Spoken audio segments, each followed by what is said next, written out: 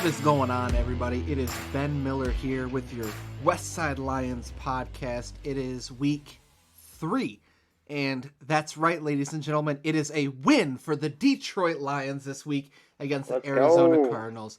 A W goes in for the Detroit Lions. That's what I'm talking about. We got the win.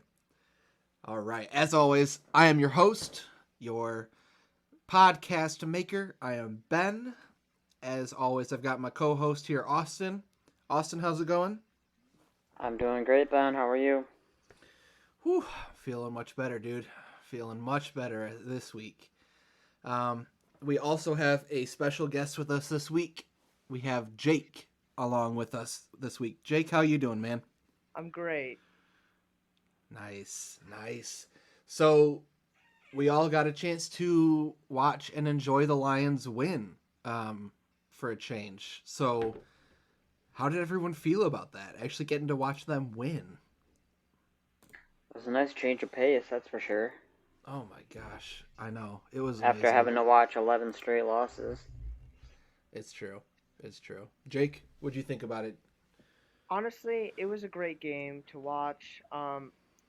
There was some negatives, but honestly, that was the type of Detroit Lions I wanted to see to upset a 2-0 Cardinals who have an MVP candidate in Kyler Murray. That I was just so proud. Our defense played great. I'm just so proud of the Lions.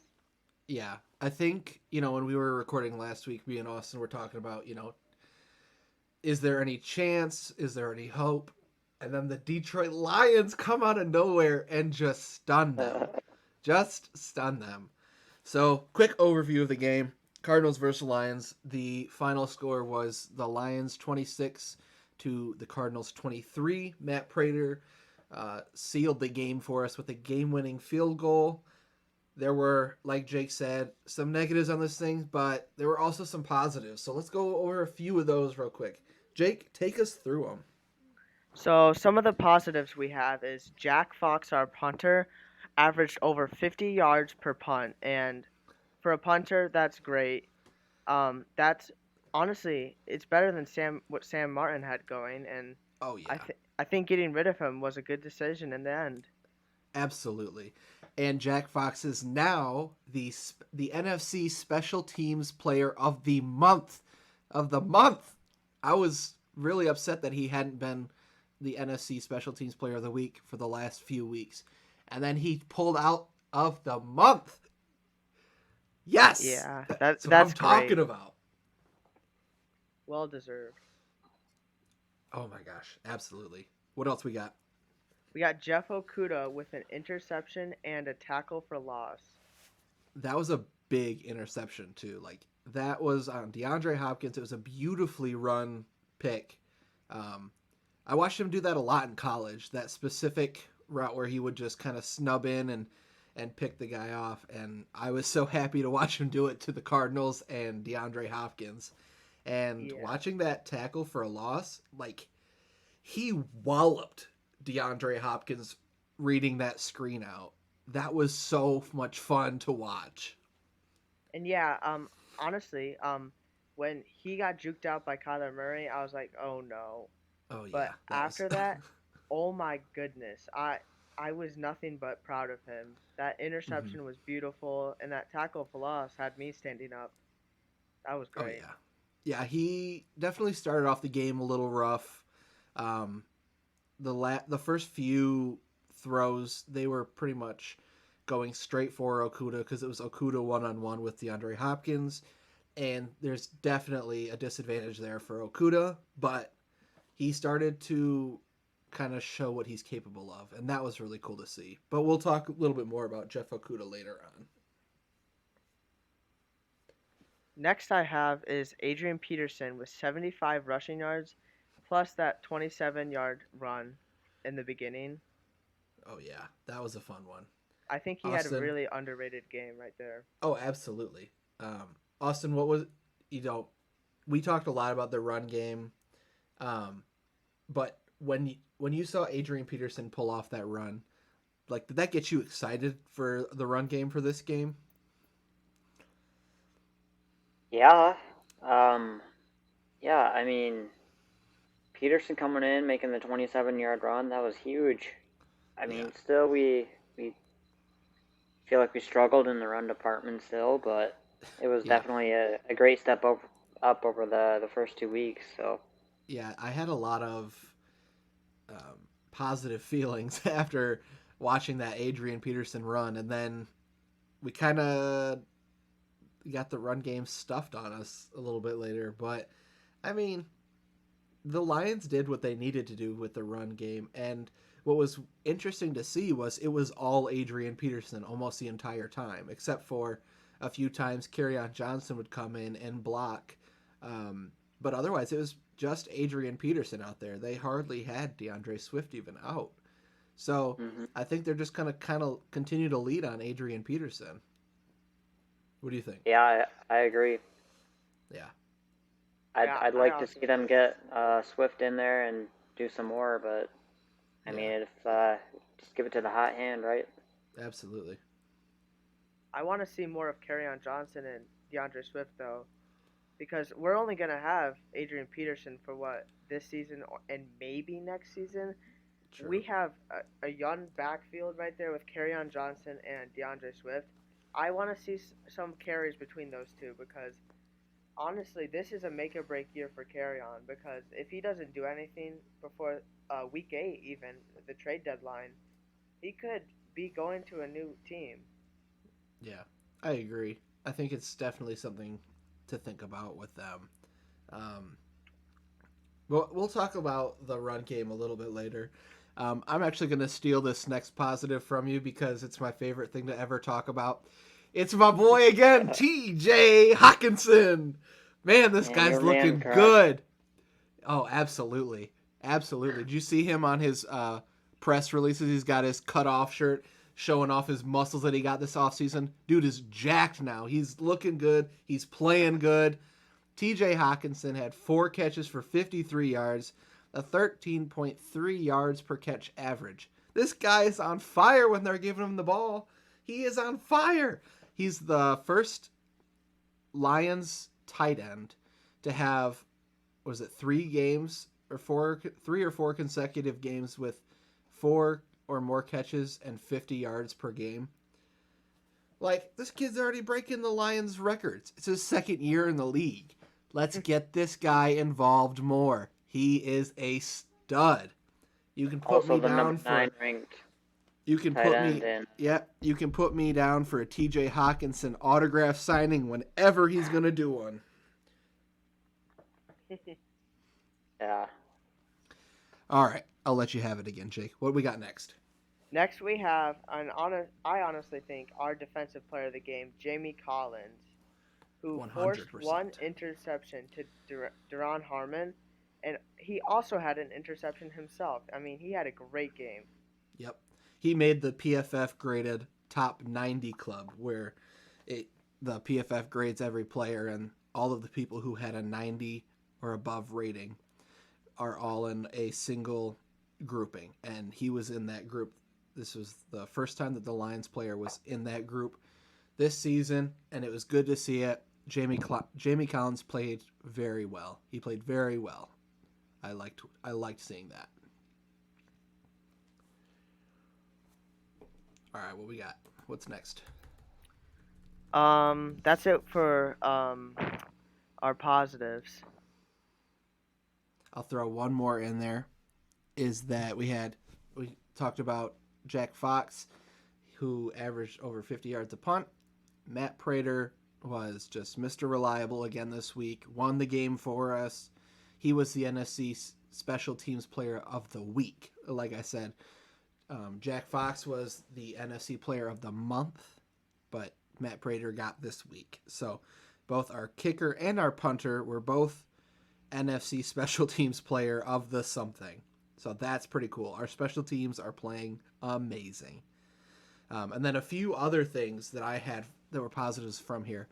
You know, Austin, me and you talked about this last week. Tracy Walker was out on the field for 100% of the snaps. Will Harris was only out there for 29% of the snaps. Listen, I said get Tracy Walker out on that field, take Will Harris off the field, and look, we won. we won. I'm not going to say it's a direct correlation, but I think it's definitely, you can definitely say that there should definitely be a link there. And I'm not going to say I should become the next head coach of the Detroit Lions, but I mean, I was right.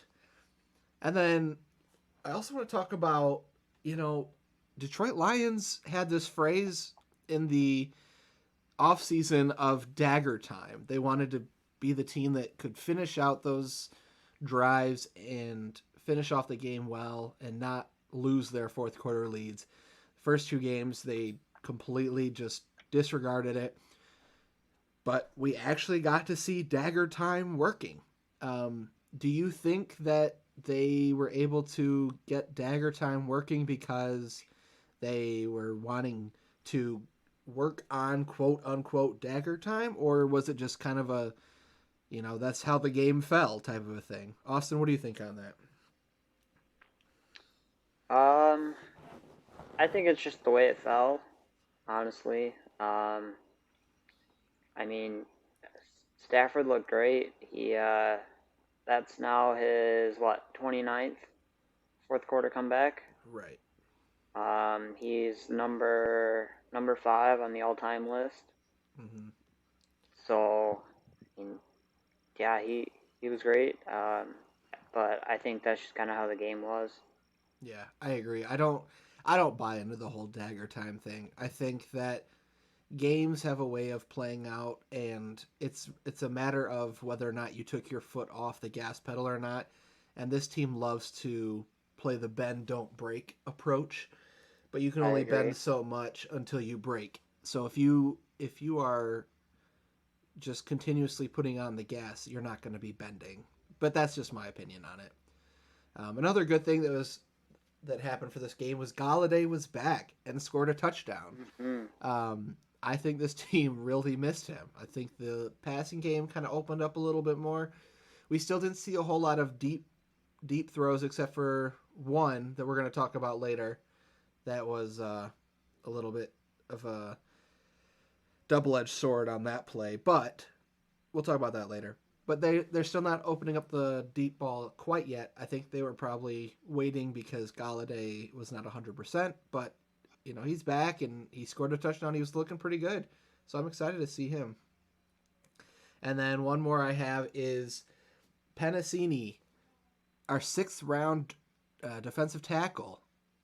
He was a 6th round draft pick, and he was out starting for a decent amount of snaps this game. And he actually played really well. Like, he was pushing the center back onto Kyler Murray. He was actually looking like one of our better defensive tackles that we had.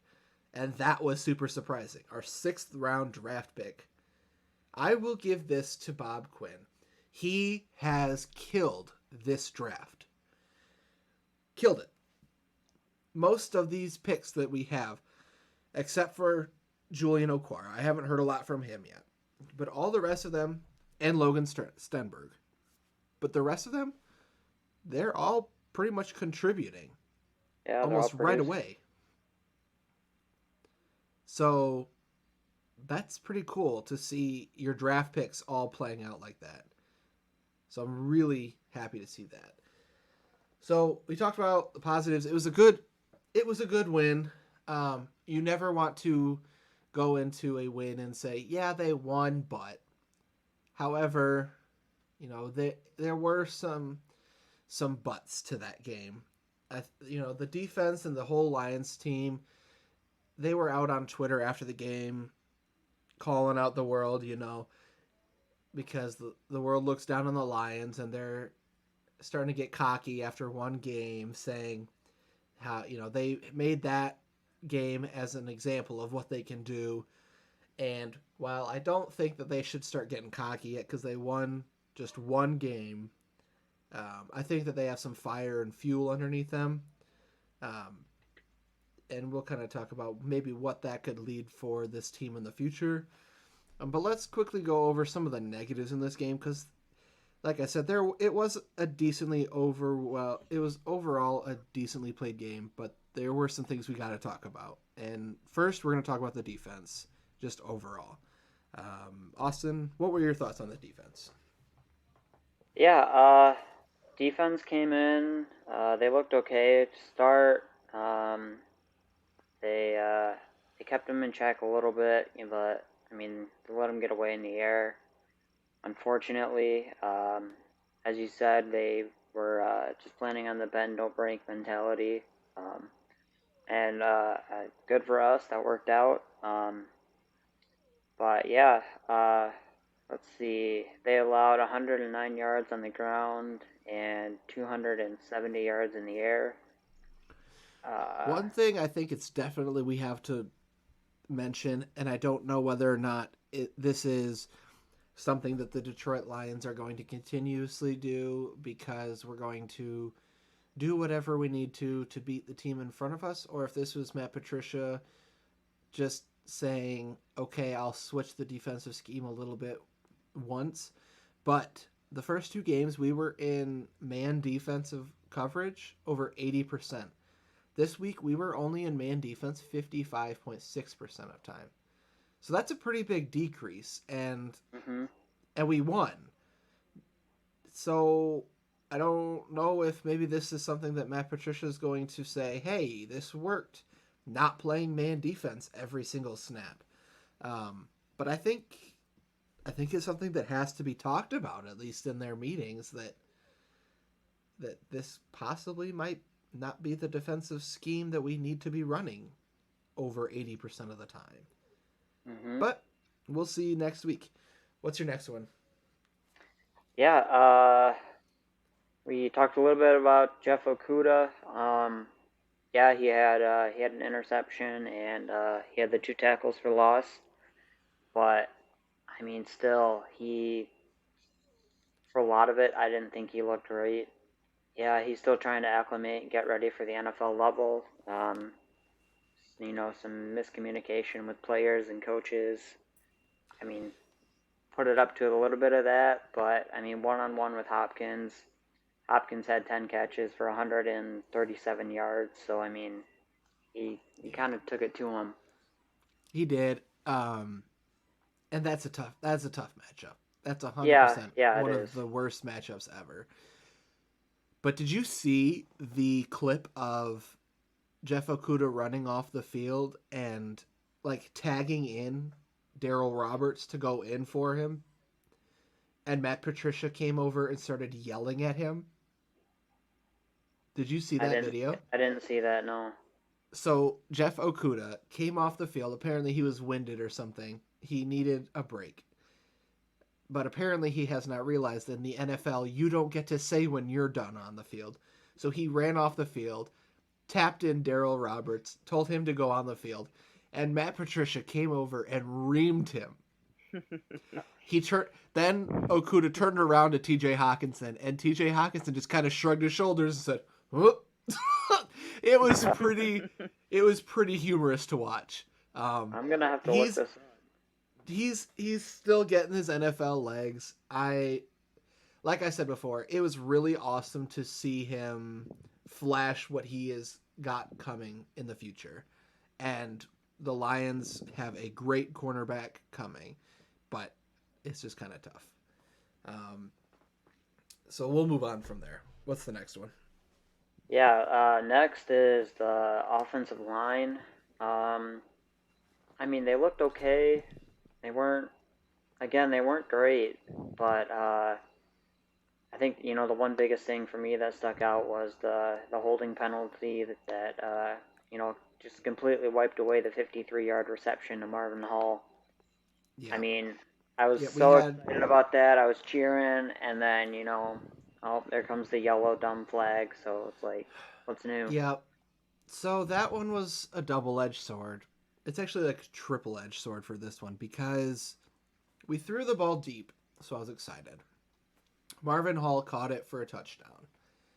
And then a flag for offensive holding brought it all the way back. And that was Halapuli Vati Vaitai, who had the holding call on him.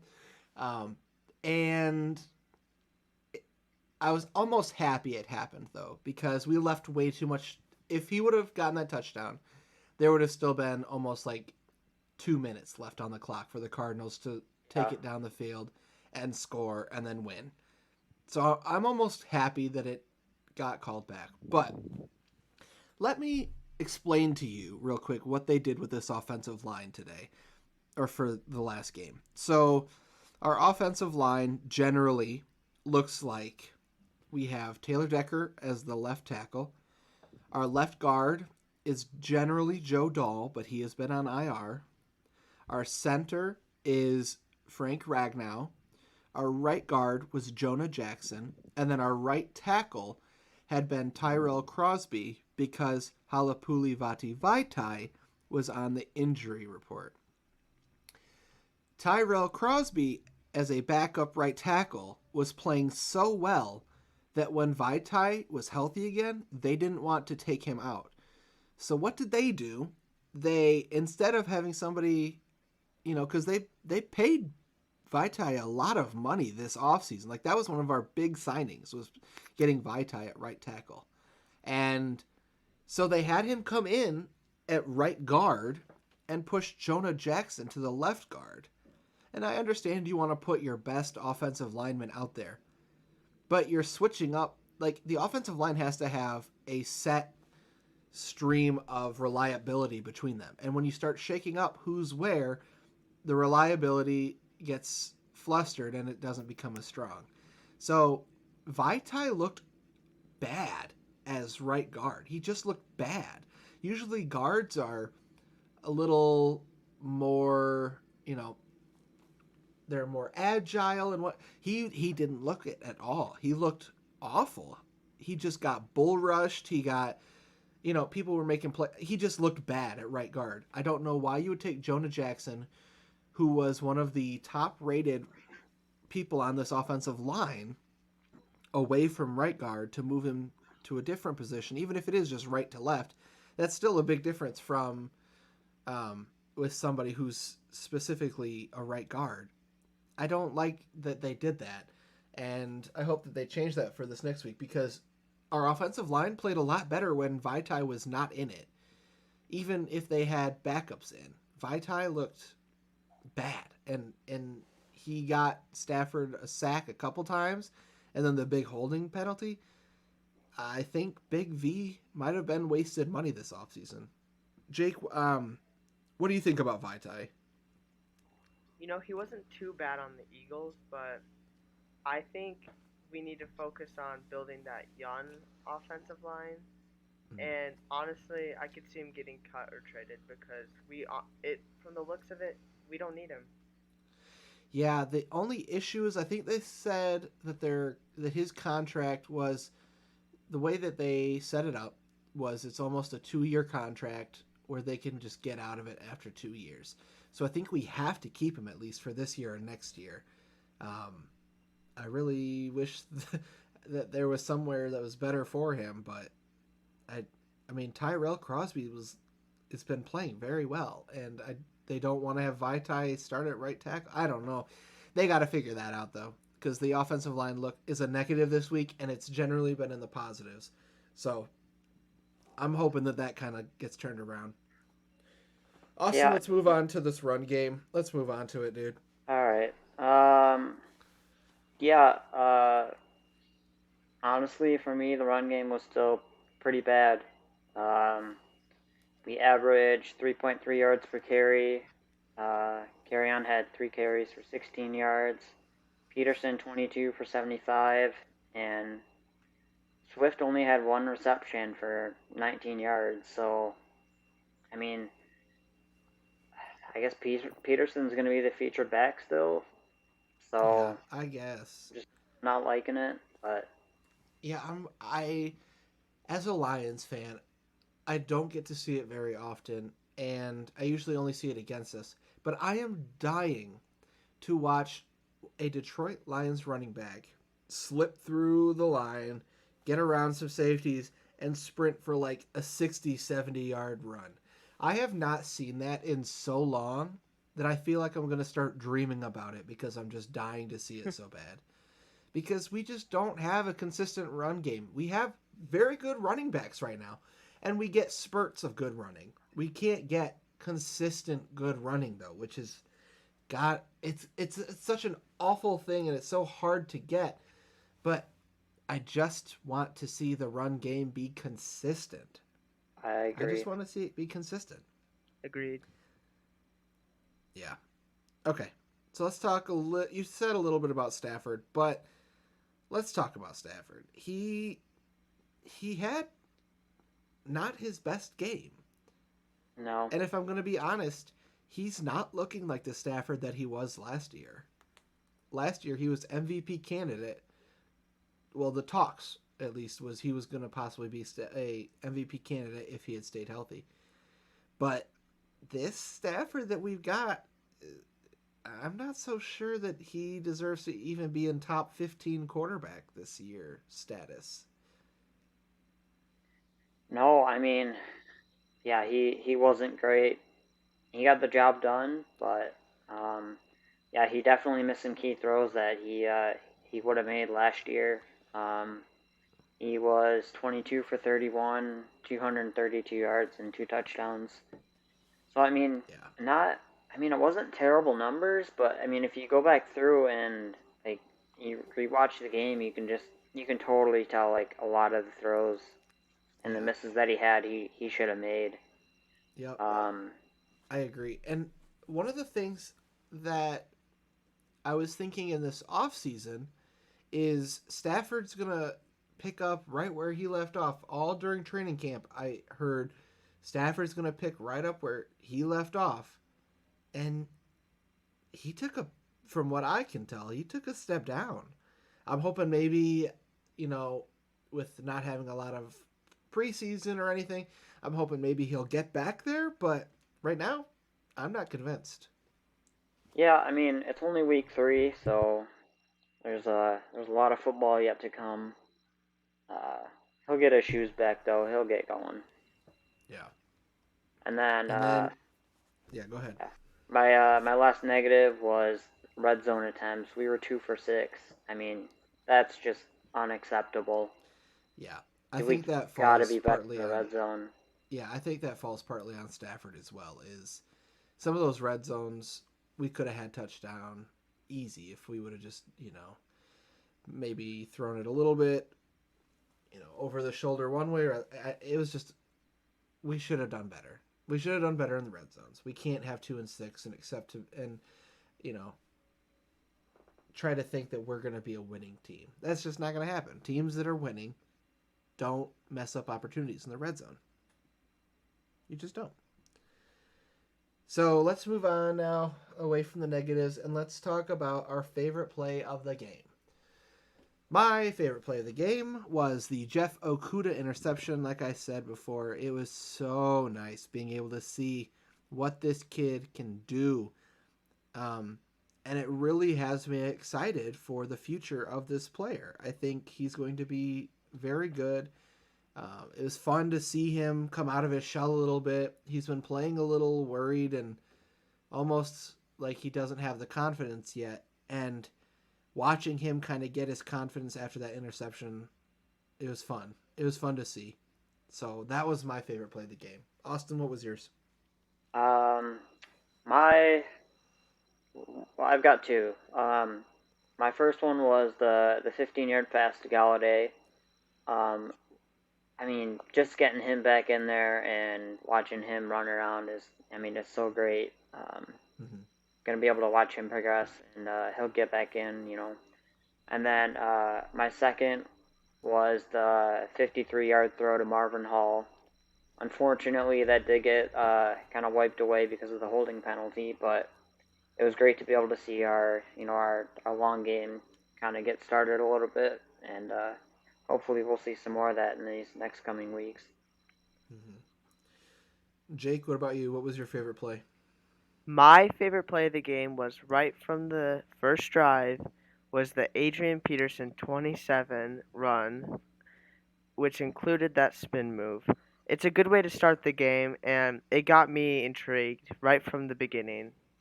Oh yeah, it was fun to watch. It's always fun to watch Adrian Peterson play like Adrian Peterson. Exactly. this guy is a legend, and getting to watch him do some of these things is just so fun. So that was definitely up there as one of my favorites as well. That was, yeah, Adrian Peterson is just, he's a legend. He's a legend. There's no So denying that. absolutely. So let's have a real quick chat. Um, let's all gather around the campfire here and sing a little song for the Chicago Bears and Mitch Trubisky. So, did you guys get to watch that game? I watched part of it. Yeah. Can we quick talk about Foles walking onto the field with a visor on? Like, like an absolute G move, right? Yeah. I am so, well, I'm kind of feeling multiple emotions right now. I am so happy the world finally sees, and the Bears finally see, how bad Mitch Trubisky is. But at the same time, like, Mitch Trubisky was the one that gave us like a leg up against the Bears because it was Mitch Trubisky. But that was a fun game to watch, and as much as I hate trying to go against the Bears, they're my second team I have to root for because my in-laws are Chicago Bears fans. You still So, don't root for him, though. What's that? Sucks. I mean, you still don't have to root for him. I do. I have to. I had to buy one of them a Bears jersey at one point, so at this point I'm already in. But that was a fun game to watch, and while I think that the Falcons did more to hurt themselves rather than the Bears did to come back and win, I almost feel a little bad for Mitch Trubisky, because imagine you're a starting quarterback, you have to fight for your job to start on this season, and then you're playing a bad game. You go into the third quarter and you're like, dang, this game's not going well. There's no way we're going to win it. And they say, hey, you're benched. And then this other guy who you've been fighting all offseason comes in and takes them to a win. You know what's going through his head right now is, well, I'm done for. I guess I'm done. And, like, that sucks for you, Mitch Trubisky, but everyone saw it coming. Like, literally, everybody saw it coming. Yeah, I mean, at this point, Foles is going to have to royally screw up in order to lose his starting job. Right. And I don't know if it's just, if it's something with Foles, but from what I've seen, when Foles comes in to try to save the day for a game, he does very well. He I completely agree. Underdog, and he somehow pulls it off every time. But when he just starts, he's not good. Yeah. He plays sloppy and bad when he's just the starter quarterback. So, if Foles starts playing, not so great, do they just start going back and forth, Trubisky, Foles? Is that what we're going to see? Well, They're not doing that. One option would be to, play Mitch Trubisky for the first 2 quarters and then Let them yank him fail out and then put Foles in. That's the Bears' new game plan, everyone. You heard it here first on the West Side Lions podcast. This is not high school football. That is so funny. All right, let's move on from Bears. We're not a Bears podcast. We're a Lions podcast, so let's move on. Let's move on to next week. The Lions play the Saints. Let's quick run over some of the Lions' injuries. Desmond Trufant has been limited in practice this week. Deshaun Hand has been limited in practice this week. Hunter Bryant looks like he's been limited, but looks like he's coming back, which is great. Darryl Roberts has been limited, and then CJ Moore was limited. So I'm hoping that most of these guys will play. One big name that I do need to throw out there is Ty Johnson was not in practice today. Many people thought he was injured. He was released from the team. Jaron Kearse, the safety that we picked up in the offseason from the Vikings, came back off of his suspension, and Ty Johnson was the player that they got rid of. to have him back on the team. So that was kind of interesting. Let's move over to the Saints injuries. Marshawn Lattimore did not practice. Michael Thomas, which is a big name that all the Lions fans are looking at right now, was limited, but I think he's probably going to play. But that'll definitely be a name that we keep an eye on. Jared Cook did not practice. That's good for the Lions. Let's talk about some areas of concern that we have for this Saints team. I'll start it off. Alvin Kamara. He started the season and he didn't look amazing. But the last few games, he just went insane. Last week against Green Bay, he had 6 carries for 58 yards, 13 receptions for 139 yards, and 2 touchdowns. Alvin Kamara is this guy's safety blanket. They don't like to use him a ton in the run game and just in the pass game. So I think the Lions are going to probably do a good job of containing the pass game on Kamara. But the issue is, if they switch it over to run game, the Lions are not ranked well for the run defense. I think they're ranked one of the last. So I'm very worried about Kamara. Yeah, I agree on that. It's going to be a tough one.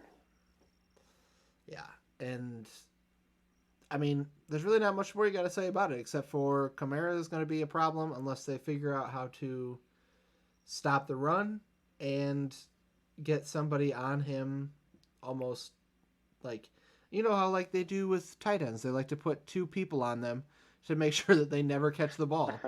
So maybe we do that with Alvin Kamara. Let's see. And then next, Drew Brees. I mean, you can't talk about the Saints and not talk about Drew Brees. He has not looked as great as he had the past 2 years, but again, he's Drew Brees. Last game, he was 29 for 36, threw for 275 yards and 3 touchdowns against the Packers. He had a QB rating of 88.3. So he's not in his, top form anymore, but it's still Drew Brees. And if they have Michael Thomas back, then it's just a huge weapon that they get added with Drew Brees, because him and Michael Thomas together are just so dangerous. Mm-hmm. So dangerous.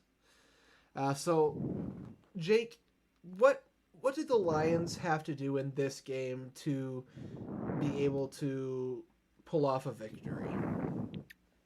Well, obviously they have to focus on the Saints offense because it's a dangerous offense. They have weapons all over the place, but the Saints defense is very underrated, and they know how to get things done. They have a great pass rush with Cameron Jordan, and their defensive backfield will get interceptions if you're not careful. So we got to worry about that defense, because if we just worry about the offense the whole time, the defense will show up. Mm-hmm. Yeah, I agree. Is there anything else you want to add to it, Austin? No, I mean, if we can get a pass rush going, I mean, we just need to be able to put some pressure onto Brees, and hey, I mean, let's hope that Marshawn Lattimore didn't practice today, so let's hope that he's out, right? And we can get a backup on Galladay. Right.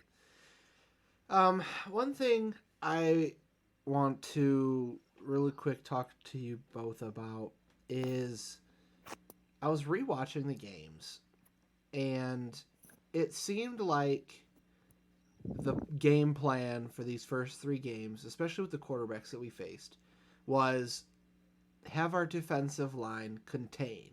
It was not focusing on pressure, it was contain. Because the quarterbacks that we faced are mobile quarterbacks. They're all mobile quarterbacks. Mitch Trubisky, Aaron Rodgers, and Kyler Murray are all very mobile. Some way more than others, but they've done really good at containing the quarterback. With a quarterback who is not so much a mobile quarterback. Do you think it's possible that we maybe might be like the scheme might be more pass rush rather than contain, and we might actually see some blitzes and some pass rushes and have our defensive ends actually go up instead of trying to just sit and contain? Do you think that that's possible? I mean, if this is as good a game as any, Breeze is not going to be mobile. He's not going to. We just need to get some pressure on him, get our hands in the dirt, and just go after him. Mm-hmm. Yeah, Jake, what do you think about it? On to what Austin said, Breeze is at most one carry. If we get to Breeze, he's not gonna escape out of a sack. I can tell you that. So we gotta work on that pass rush Mm-hmm. because if it works, we'll win the game. And I'm not joking. If we can get to Drew Brees, we'll win the game. But if we focus more on one thing than the other, they'll find out because this offense isn't stupid. We've Mm-hmm. seen them succeed in multiple seasons in a row. The record shows it. Right. Yeah, I agree. I think that if we're going to see some pass rush, it's going to be in this game, so I've got high hopes for it. Let's quick move over and talk about the predictions that we have for this game. We have to talk about the one thing we think we know for this game. And Austin, I'm actually going to start with you. What is the one thing that you think you know about this game? Well, I'm going to go with the one thing that we were just talking about, and I think we're going to have at least more than one sack. Set the bar low. I like it. I'm setting it low. Although, to be fair, we haven't had more than one sack in a game Exactly. yet, so maybe that's a high bar. Yeah. It'll be a step up, right? Okay, well, I would love to see it. All right, Jake, what do you got? What's your one thing that you think you know for this game? One thing I think I know for this game is I'm willing to bet money on that. Kenny Galladay will have over 100 yards and one touchdown against the Saints. I like it. I like it a lot. All right, here we go. The one thing I think I know. Oh, We're getting close for this one. Oh, boy. TJ Hawkinson, 2 touchdowns and over 50 yards reception. No. Hey, I like that for my fantasy team. 2 touchdowns and over 50 yards reception for this game. Yeah, bring it on. That's not happening. The Saints have one of the worst defenses against tight end in the league right now. They cannot cover a tight end. And TJ Hawkinson has been balling out. The Lions know it. And they're going to let this man go crazy. That is one thing I think I know for this game. Let's move on. We're going to quickly talk about almost the future of this Lions team. We usually like to do predictions of what we think the Lions will be ranked at the end of the year. Going into the season, you really don't know because you just don't know anything about teams. You can't find all the things like injuries that you just can't predict for. But once you start getting into the season, you can kind of see which way teams are ebbing and flowing. And I realized this last week, and I kind of want to just bring it up and talk about it for a minute. So right now we are 1-2. We are 1-2 with our wins and losses. This week we play the Saints. Let's just say, for the purpose of this portion, we lose to the Saints. We go 1-3 into the bye week. When we come out of the bye week, we're 1-3, and we face the Jaguars. Jaguars, I see us as an easy win for that game. Agreed. We are 2-3. Then we face the Falcons. The Falcons are a trash fire right now. I see that as a win. 3-3. Then we face the Colts. The Colts are not good. They are injury prone right now, and they're not good. I see the Lions winning that one pretty easily. That's 4-3. Lions versus the Vikings is after that. Vikings are not playing well. I see the Lions winning 5-3. Then we face Washington. They're not playing good at all either. Lions are 6-3. Then they face the Panthers. Again, one of the worst teams in the NFL right now. 7-3. Then we face the Texans. They are garbage as well. What am I at now? 8-3? 8-3. Then we face the Bears. We don't lose to the Bears twice. No. 9-3. Nope. Then we face Packers. I could see us losing to the Packers again. But we But gotta I beat also the don't Packers. see us. I see us and the Packers are a hard fought game every time, and I see us pulling this one off. Is that 10-3? Mm-hmm. That's 10-3. That's playoff team. Is it possible we get to the playoff by having a schedule filled with trash teams? Ben, that's not happening. I think the Vikings get that win right after the Colts because, okay, we need to give the Vikings a bit of a break. They played well against Tennessee. I could see that team coming to Detroit, and us three can all agree that Tennessee's a better team than Detroit. Well, Um, they have a lot of people on COVID, so they're just going to be Yeah. all sick. They're all sick. There's no point in even talking about Tennessee. yeah. Yeah. Just Tennessee like can just Tennessee's out of the NFL now. Yeah, their game got But postponed. I do agree. I think the Vikings did play a very good game against the Titans. I think that their wide receiver they got, Justin Jefferson, looked amazing. However, I don't see it continuing. Their defense is trash. Like the Tennessee and Viking game was just a shootout because the Vikings defense was awful. And the Lions have many, many more offensive weapons than Tennessee does. And I see us, if I honestly believe that our defense is going to step a little bit up where we're not last in the league for everything. Right now we're ranked 15th overall for our defense. And I think if it comes to a shootout and then it's based on whoever's got the better defense, it goes to the Lions every time. I agree. I agree on that. So I truly believe, and then, I see us in the last 3 games getting at least one more win against either the Titans, Bucks, or the Vikings. That puts us at 11-5. That's 11-5 for this season. that's playoff there. That's easily guaranteed playoff. Yeah. So, I mean, I'll be first one to say it. I was one of the first people when we got that second loss thinking, okay, well, you all heard it. I was ready to get rid of the team. I was ready to fire everyone, start the rebuild.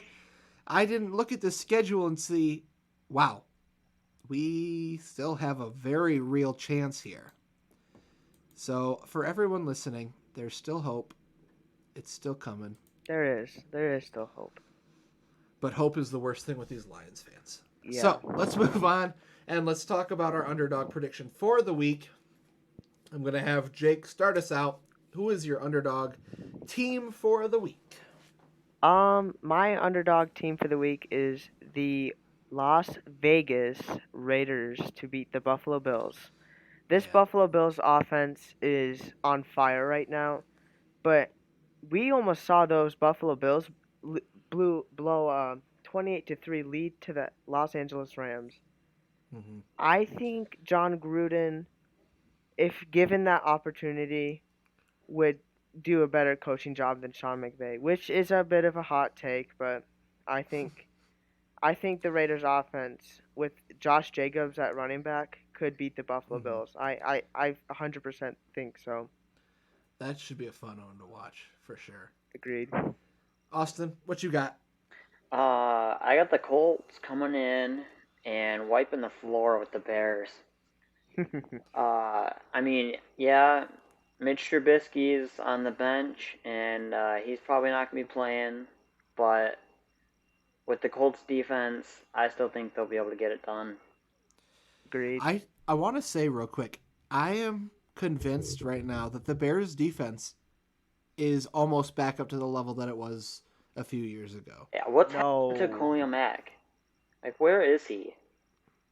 He got a PFF rating of over 90 this last week. He played very well against the Falcons. He had multiple sacks that game. And before we get into an argument about it, I'm not saying they are up to that, but everybody's been waiting for this defense to take another step back up, and I think their defense took another step back up from where they were at least last year. They took a big step from where they were. Let me put it that way instead, because their defense their defense brought them to the playoffs, and That was the only thing that then everybody was waiting for the Bears defense to just show back out again, and they didn't. But I think that their defense is back to being at least very good. I don't think they're back up to the excellent level. I think they are very good, though. So I think this one might come down to who has a better defense, the Colts or the Bears. So it'll be a fun one to watch as well.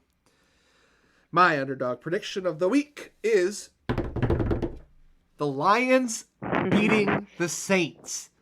And real quick, before you all start booing and hissing and delete our podcast off of your phones forever and ever, let me explain.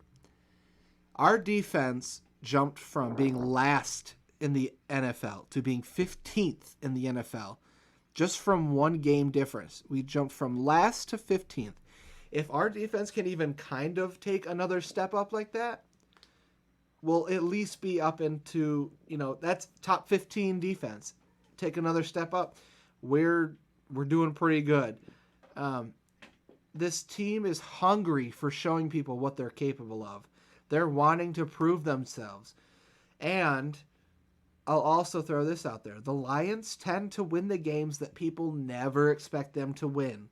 Mm-hmm. I had predicted that the Lions were going to win this game no matter what this year. Based off of that point alone, is that they pull off the game that nobody expects them to pull off. They did it to the Patriots a few years ago. They do it every year. They just do it every year to one team. Yeah, they do. And I see that being this game. And that would put us at a very respectable 2-2 going into the bye week with a lot of fun games coming up ahead of us. So easy games. Yes, I see the Lions taking this one, and they are my underdogs, and I am so excited to watch this game. So that is what we've got for our podcast today. Thank you so much for listening. It's been real. We'll try to have Jake back on again soon. Otherwise, we'll talk to you next week. See you later.